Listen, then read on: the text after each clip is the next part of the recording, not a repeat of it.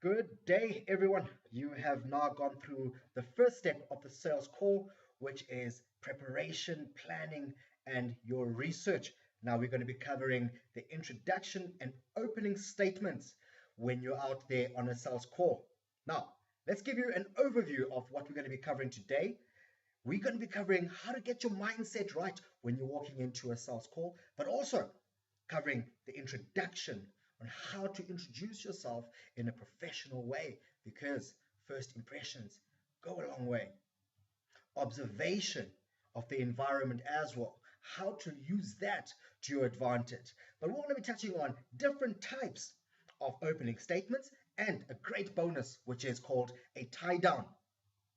Philosopher, warrior, and the creator of The Art of War, Sun Tzu, shared this statement: know your enemy, know yourself. In 100 battles, you will never find yourself in peril. The word peril there means in immediate danger. This is a great book to read because it shapes your way that you look at situations. So if you know your capability as a sales consultant, it should contribute to your confidence. Let your confidence resonate or radiate when you're going to see clients, but you need to know yourself and you need to know the situation that you walk in there. What are your objectives? Another great book to kind of look into is Dale Carnegie, How to Win Friends and Influence People. Now, there's some key takeouts from this book as it's divided into about 4 sections, but I'll cover a couple of them. Things like don't criticize, condemn, or complain, or give honest and sincere appreciation. And the word sincere is important there. Arousing the other person an eager want. You want your client to be interested in doing business with you. Small things like smile or become genuinely interested in the other person, and remember that a person's name is to that person the sweetest and most important sound in any language. So read the book. It will shape the way that you see things. The other way of other part of that book is things like begin with praise and honest appreciation, and also things such as give the other person a fine reputation to live by, or use encouragement, make the faults seem easy to correct. Now, those are small points that you can learn from this book by Dale Carnegie. Great reading material, and it will shape the way that you see your sales call. Excuse me. Now, moving on. Imagine every single sales meeting you walk into is like approaching a person in a club. Now, imagine if your client had 6 ways or pickup rules that they want you to know about them, much like you would when you're in a social environment. Making eye contact is really important as it allows the person to show that you are putting your attention on them. Also, expressing interest in your client and another client is a big no-no. It's like showing interest in one person and also in another person. So if you've got a unique idea for a client, rather let that be a unique idea for your client. Don't avoid complimenting her or him, depending on how you look at it. Even if you know that they've heard it all before, your client has spent so much time and effort in putting in making this business work. Acknowledge them, but be sincere about it. Also, don't use prepackaged pickup lines. We get sold a lot of things all the time. Telemarketers calling us on our cell phone to sell us another cell phone. So, you don't want to use the prepackaged pickup lines of sales. That you will be interested in this, sir. Okay, but we're going to show you how to overcome that. Also, the approach that you take. It needs to make sure that you need to make sure that you approach your client where they feel comfortable. Where they feel comfortable. All right, super. Let's fly through this and also know when to walk away. It all starts off with you in the car, excited about the sales call, because the first person you need to sell to is pretty much yourself. If you're not sold on your product, your client will sell you a reason why they don't want your product. You need to sell yourself on that your product works. Keep a positive mindset, because a positive mindset will get you a long way. Appearance matters. If you feel good, you look good. And if you look good, you do good. And remember, your businesses out there really need your help. Now let's move on to greeting and introducing yourself. It comes across as very easy, but if you're not doing it in a structured way, you might become that sales rep that nobody remembers. It is important to, when you're going onto a sales call, or when you're going to see your client for the first time, to introduce yourself in this way. You tell the person who you are, your name, which company you represent, and acknowledge the person's name as well. If the person has not given you their name, ask them for the name and then repeat that name to make sure that they understand that you've said their name properly. Remember, a person's name is the sweetest sound in any language. All right? Now, also, thank the person for making time to see you and their end. Most importantly, the reason why you're calling. Let's give this a go. Good day. My name is Christopher Mlinga. I'm from the Boxburg Advertiser. Pleased to meet you, sir. You said your name was, sir? John. Lovely seeing you, John. How are you today? Fantastic. John, thank you so much for meeting me today. I really do appreciate it. I'm here to talk about A, B, and C. Now, let's try it again. Good day. My name is Christopher Mlinga. I'm from the Boxburg Advertiser. How do you do? I'm good. You said your name was, sir? Peter. Pleased to meet you, Peter. How are you today? Fantastic. Thank you so much for making time to see me. I really do appreciate it. I'm here to talk to you about how we can market your business or position your business. So we'll look into opening statements later on. Now, the person's environment or the office can tell you a lot about the individual that you're speaking to. So it's good to always be observant about the decor, about the memorabilia the person keeps, because you could use that to your advantage, but do so in a tactful way. You don't want to be talking about the person's interest or hobby or family if you feel that you're intruding in their personal life. So, when you're giving opinion, rather do so in a very subtle way. Rather comment on things like trophies. I couldn't help noticing that trophy over there. You have a couple of them. Do you mind sharing more about that? The client will share with you information. Now, that's also an opening statement, but we'll cover that a little bit later on. Guys, feel free at any time to pause this recording so that you can take down notes. That's the beauty of digital learning. Fantastic. Also, if you're there and there's a referral or person that referred you to this person, acknowledge the person that has referred you. It's important because now you have got a common interest. You have a common conversation that you can talk about. How do you know this person? It's interesting that this person has referred you to me. All right? People buy from people. Move on to talking about business smoothly. Okay? And also don't show up and throw up. Remember, you have 2 ears and 1 mouth. So do twice the listening and only talk when necessary. Simple formula, AQAL. Ask questions and listen.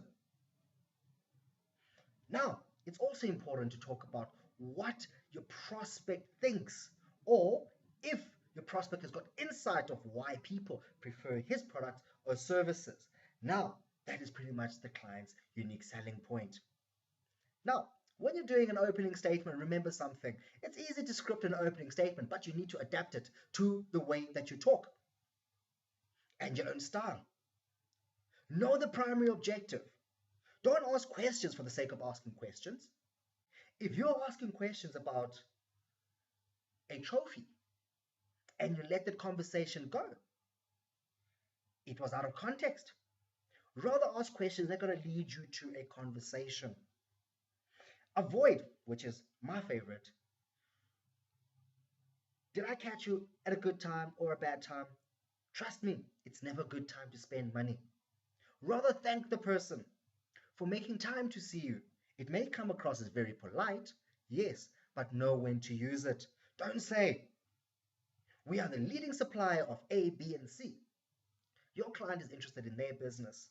Rather, curb that expectation and let the client talk about themselves rather than you as a business. Bridge to questions and get the prospect involved and stay disciplined. It's important. Avoid showing up and throwing up. So let's move on to this. Different types of opening statements. You guys may have used these before, but you've never seen them being labeled. Now, information opening statement, flattery, ideas, opinion, testimonial, curiosity, initial benefit, individual opening statement. We're going to unpack those in just a sec. First one being information opening statement. You need to understand information opening statement is about gathering information, and this has been used extremely well, and it's very effective. It's all about getting that information from the client, getting the client to talk about their business, and showing a genuine interest in the client's business. Now, here's an example. Mr. Brown, would you give me information about your business?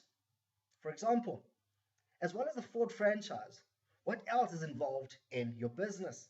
Now, this is an information opening statement allowing you to gather information from the client, to allow the client to share a little bit about their business. Here's another example on the digital side. I see you have a Facebook page. Besides social media, what other digital media are you using?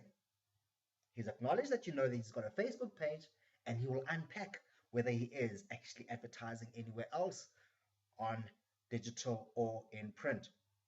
Flattery. Now, this is an opening statement that a lot of clients love, but if used in an incorrect way, it will fail because it will come across as being insincere. So be careful about that. This works on most prospects. Yes, everybody has got an ego, but do it in a sincere way. Most consultants are also using flattery opening statements, but do so in a tactful way. All right. Now, Mr. Brown, I couldn't help notice the excellent window display. Do you arrange the display yourself? The answer would be yes, I do, or no, I don't. If he says yes, of course you'll bridge straight into another question. Mr. Brown, how often do you actually do your window display? Is it seasonally? Now you're engaging with the client. You're not talking about advertising, but you've sincerely said, excellent window display you have. If he says no, I get a professional company. Oh, that's interesting. Very interesting. Do you take the same approach when it comes to your marketing as well? Bridging away from the conversation. Fantastic. Moving on. I had a look at your website this morning, and wow, it's an awesome website. It's very user friendly. How often do you update it? Bridge into questioning. All right. Now, here's an ideas opening statement. An ideas opening statement is having created a good idea for the prospects and acknowledge the prospect's needs. So this works for an individual that you have either spoken to before or a client that is often advertising with you. You know his pain, you've spoken to him, and now you're coming back to him and you're saying, Mr. Brown, I've been thinking about what we discussed last week, and I've come up with an idea that I'm sure will help you when your sales are down. Now you're moving away from, hey, Mr. Brown, I just gave you a quote. Okay, so you bridge into talking about the idea. Here's another example. I have something I want to show you. It's going to give you an idea of what we can do with your company. Another opening statement is the opinion opening statement. Remember something, everybody has an opinion about everything. So at the end of the day, you need to use this very carefully. It works well with difficult clients as well that either don't have time for you, where you'd ask them for their opinion. For example, a food retailer, you ask him a question like, Mr. Brown, do you feel that people have changed the way they shop because of load shedding? That's an interesting question, isn't it? Have they changed the way? Are they cooking less and buying more? Or are they doing the complete reverse? Now that's an opinion that that person would give you.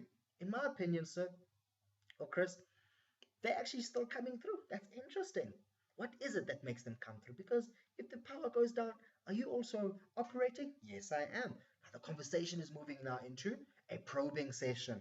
All right. Testimonial opening statements are also really a successful way of using an opening statement, enticing that interest. So you're looking at things like, we've got major retailers that are advertising with us, the games, the macros. We need to use that to our advantage because success breeds success. And our clients need to know about other businesses' success so that they can plan their way forward. For example, Mr. Brown, last week, Pick and Pay Lambton had to control their flow of customers by closing their doors and only letting a few people in at a time. That's interesting. I had to share this with you because they've just launched a campaign and it's yielding a result. Okay. For example, another example is most of our clients, print clients, are trying online, and some of them are actually repeating their advertising because they feel it's important to advertise in both print and online. May I share with you this testimonial from Mr. and so of how he did it for his business? Moving on, curiosity. Everybody's curious about everything. So in a hypothetical way, you'd ask the client, out of curiosity, if X had to happen, what would be the result of Y? Now, people are naturally curious. So you arouse the curiosity and gain attention by putting him in a hypothetical situation. For example, Mr. Brown, I'm curious to find out what you do when load shedding happens, and do you lose revenue during this time? No, you wait for a response. It's either he's going to tell you he operates, or it's either he's going to tell you he shuts down. And either way, you have got an opportunity to start talking about it. Because if you are open during load shedding, does everybody know about it? Okay? Because I didn't. Now you're starting to talk about why you were there. Mr. Brown, I'm curious to know how many unique visitors you actually have on your website. Do you know? He doesn't, he might not even know. But if I could show you a way of monitoring the number of people that come from our website, you'd be interested, wouldn't you? Let me show you some stats. Now you bridge into talking business really smoothly. Now, initial benefit, it's straight to the heart of the matter. If I could show you a way of reaching more people than you are currently reaching with your flyers, you'd be interested, wouldn't you? I mean, who would say no to that? Tell me more. So you're enticing that person with an initial benefit. I could show you a way. And you'd be interested, wouldn't you? Another example is, if I could show you a way, if I could help you get additional visitors to your website every month, I'm sure you'd be interested, wouldn't you? The benefit there is what? Initial benefit there would be additional visitors. Okay, moving on. Well, each individual has got their own tie down, and this is called an individual tie down. Each sales consultant is either has got their different flair, their originality, and each consultant pretty much has got their own style. So it's important for you to go practice the different type of opening statements that you could use to entice the client. I promised you a bonus, didn't I? And now, this is called a tie down. A tie down is pretty much a simple phrase that you add to a statement that turns it into a question with an obvious answer of yes. Now, if I could show you a way of using tie downs, you'd be interested, wouldn't you? I'm sure you would. Now, give you another example. If I could show you a way of reaching people in your immediate area for less than 50 cents a copy, you'd be interested, wouldn't you? Yes, I would. You guys would agree that that's a very powerful way of opening up or adding on a little statement once you see that you have an opportunity to tie down. But remember, if you use tie downs too often, they can come across as very much prepackaged. They can come across as too scripted. They can come across as insincere. So be careful using tie downs. Now, let's wrap things up. You've had exciting time looking at different types of opening statements.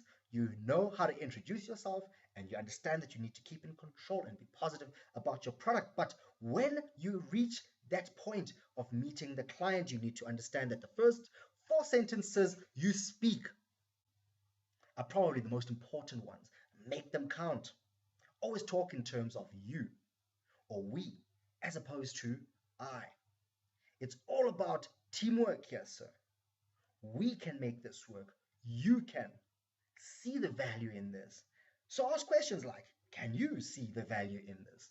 Are you excited about what we have to propose to you? Do you see the value that you're getting out of this? Will you be interested in seeing how this pans out? Can you or could you be ever so friendly and appreciative to write me a testimonial? Have you seen a return on investment? Now, dramatize your ideas, and I love doing that a lot, but always manage the expectation. Suppose we do this. Imagine this happening, and always talk about his problem, his needs, his desires, and how you can help them, and establish a conversational dialogue